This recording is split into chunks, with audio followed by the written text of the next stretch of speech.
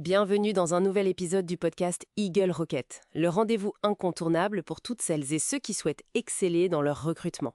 Ce podcast est présenté par Eagle Rocket, votre cabinet de recrutement expert spécialisé dans la sélection de profils commerciaux à fort potentiel. Aujourd'hui, on va parler d'un sujet qui va pas mal secouer les RH d'ici 2026. C'est la directive européenne sur la transparence des rémunérations. On a regardé un peu ce qui se dit pour voir ce que ça change vraiment. Oui, bonjour, c'est effectivement un tournant assez important qui se prépare. Cette directive, son petit nom c'est UE 2023-970, elle a un but très précis. Réduire l'écart de salaire entre hommes et femmes, c'est ça ? Exactement. On parle toujours de ce chiffre, autour de 14,2% en France, à travail égal bien sûr. Donc l'idée, c'est de s'attaquer à ça. Et attention, l'échéance approche, hein.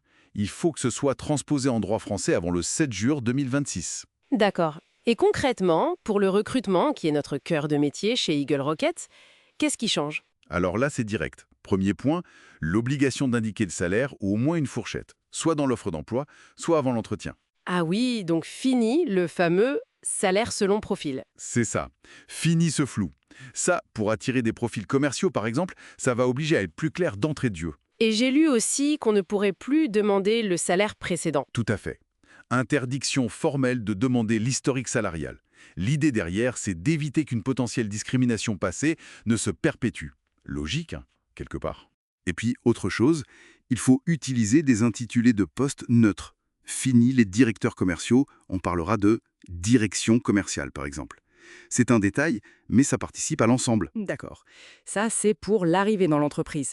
Mais pour ceux qui sont déjà là, les salariés en poste, Eux aussi auront plus d'informations. Ils pourront demander à savoir où se situe leur salaire par rapport à la moyenne pour des postes équivalents dans l'entreprise.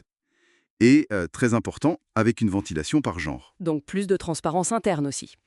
Et pour les entreprises elles-mêmes, il y a des obligations de reporting ? Oui, pour les entreprises d'une certaine taille, on parle à partir de 100 salariés, mais ça peut varier un peu. Il faudra publier des données sur les écarts de rémunération. Et il y a cette histoire de seuil de 5%. Si l'écart est plus grand et pas justifié, il se passe quoi ? Alors là, ça déclenche une procédure.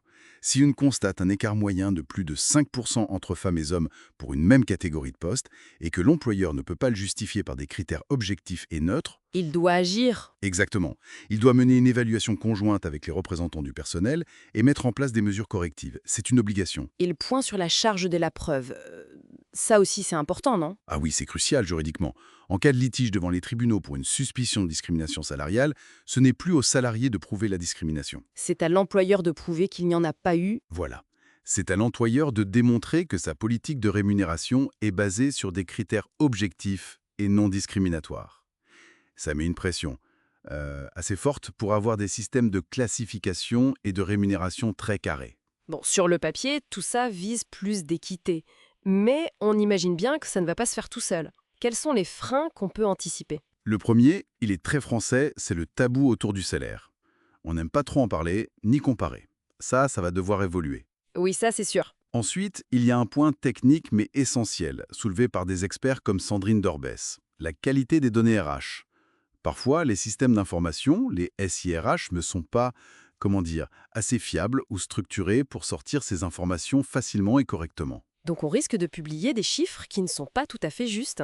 Ça peut être problématique. Exactement, ça peut même créer plus de problèmes que ça n'en résout si la donnée n'est pas propre. Et puis, il y a la gestion interne des réactions. Oui, j'y pensais. Si la transparence révèle des écarts importants, même justifiables, par exemple entre anciens et nouveaux salariés, ça peut créer des tensions, non ? Bien sûr, il va falloir beaucoup de communication, de pédagogie de la part des managers, des RH, expliquer comment sont construites les rémunérations. Et puis, il ne faut pas oublier le coût. Le coût financier, oui. Oui, faire les audits, mettre à niveau les outils et surtout, potentiellement devoir ajuster certains salaires pour corriger les écarts. Et comme le rappelle aussi Sandrine Dorbez, les budgets d'augmentation sont souvent très contraints, donc ça demande une vraie anticipation budgétaire. C'est clair.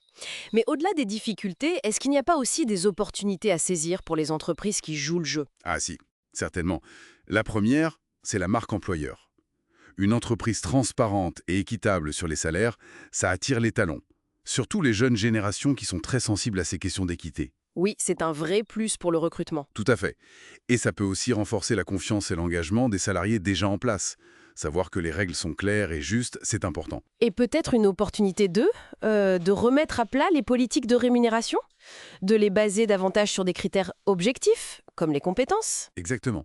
C'est l'occasion de structurer, de clarifier. On parle beaucoup d'approche par compétences, le skills first, comme disent NeoBrain ou 365 talents. Cette directive, elle pousse un peu dans ce sens.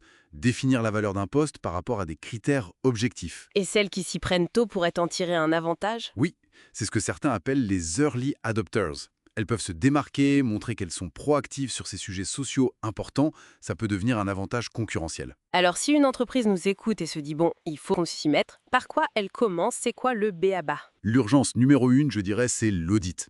Faire un état des lieux honnête. Où en est-on aujourd'hui sur les salaires, sur les écarts? Quelles données a-t-on? Sont-elles fiables? D'accord, le diagnostic. C'est ça. Ensuite, il faut structurer.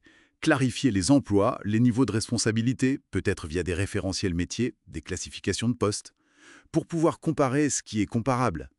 Et sur cette base, définir une politique de rémunération claire. Voilà. Définir la politique avec des fourchettes de salaire objectives pour chaque niveau. Ça demande un gros travail de fond. Et bien sûr, adapter les outils informatiques, les SIRH, pour pouvoir suivre et sortir les données demandées. Indispensable. Et former les managers et les RH. C'est eux qui seront en première ligne pour expliquer tout ça aux équipes. La communication sera clé. Sans oublier d'anticiper l'impact sur le budget global. L'anticipation, c'est vraiment le mot d'ordre, on dirait. C'est tout à fait ça. Mieux vaut s'y préparer dès maintenant que de subir l'échéance de 2026 dans l'urgence. Donc on le voit, cette directive, c'est bien plus qu'une simple contrainte légale. C'est une invitation, un peu forcée peut-être, à évoluer vers plus de justice, mais aussi plus d'efficacité RH. Absolument. C'est un enjeu stratégique. Ne pas s'y préparer serait, je pense, une erreur pour une entreprise qui veut attirer et garder ses talents aujourd'hui. C'est un alignement nécessaire avec ce que la société attend. Et une petite pensée pour finir, cette transparence sur les écarts hommes-femmes, est-ce qu'elle ne va pas aussi, par ricochet, mettre en lumière d'autres types d'écarts? Par exemple, ceux liés à la capacité individuelle de négocier, indépendamment du genre ou du poste. Ça ouvre d'autres réflexions. Merci d'avoir écouté cet épisode du podcast Eagle Rocket. Pour approfondir vos recrutements commerciaux, rendez-vous sur eaglerocket.fr. Si cet épisode vous a plu, n'hésitez pas à vous abonner, en parler autour de vous et à nous laisser une note ou un commentaire. À très bientôt pour un nouvel épisode.